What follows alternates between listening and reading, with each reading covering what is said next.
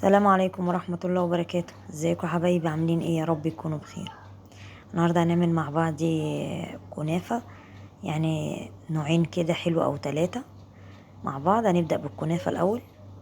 الكنافة دي عندي كيلو كنافة، حطيت عليها سكر وحطيت عليها فانيليا، وانا مش اول مرة اعملها يعني معاكم على القناة. بس بنقول ايه بقى، يعني نفكر بعضينا كده. كل واحدة عندي الكنافة تقومي تعملها كده مش تاخد في ايدك ثواني. انا حطيت سكر على الزبده.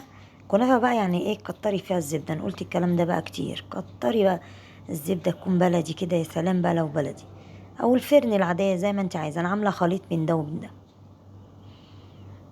انا حطيت عملت الكنافه، حطيت عليها قلت لكم السكر والفانيليا والسمنه، وحطيت في الصينيه من تحت سمنه، واحط راق، واقعدي بقى ايه يعني بايديكي كده. انا بحب اشتغل بايدي زي ما انتوا عارفين.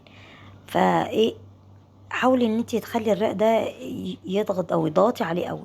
لو عندك صينيه اصغر من دي ممكن تضغطي بيها. بصي انت بايديكي كده هتحسي ان المكان ده ايه، اعلى من دوت. فهماني كده يعني. انا خفيت شويه ال القشطه الكدابه، انا ما عملتهاش قدامكم. عادي، هي لبن وفانيليا واللبن، وحط عليه معلقتين نشا واحط الفانيليا في الاخر. انا عملتها عشان معاكم كذا مره، فانا مش عايزه بس اطول عليكم. المره دي هي كانت خفيفه قوي، فتعمدت اللي انا اعملها خفيفه عشان احنا ايه يعني. هي اما بتقعد لتاني يوم بتبقى الايه القشطه بتمسك في يعني في بعضها شويه. فقلت ايه، هي طبعا انا عاملاها بالليل فاكيد هتقعد لحد بكره. فحاولت ان انا اخففها شويه بتبقى ناعمه كده. بتبقى هي والكنافه حته واحده كده، يعني تحسي ان هما ايه، سايحين وداخلين في قلب بعض. انا ما همنيش ان هما تجري على الحروف كده المهلبيه، عشان انا مش هقلب الصينيه. هخليها في الصينيه زي كل مره بقلبها معاكم. هي بقى الكنافه في الفرن.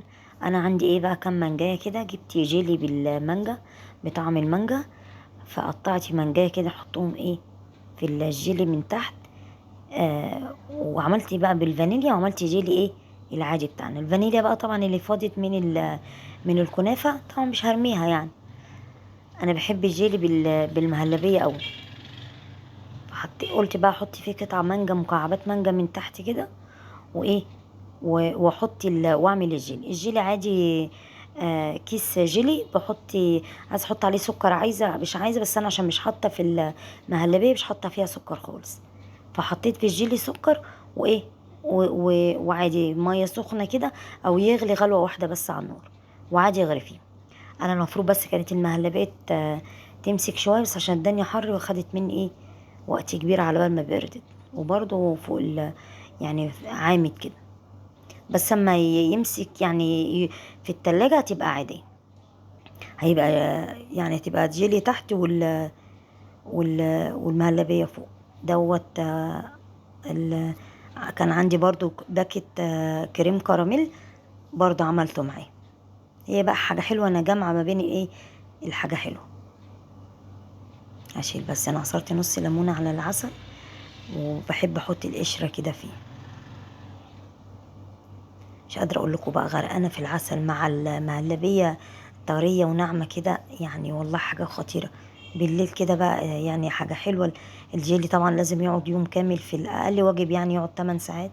فطبعا مش هنستناه، فقلنا ناكل ايه الكنافة. بص بقى ناعمة ازاي. المهلبية ده بقى كان قصدي ان المهلبية مملاش تقيلة، اخليها ناعمة كده. بصي في قعر الصينية من تحت، العسل متوسط، يعني حاجة حلوة ايه يعني، خفيفة كده وسريعة. يا رب تعجبكم. بس ادي الكريم كراميل وادي الكنافة، ويا رب يعجبكم اللي انا عملته. متشكرة لكم اوي.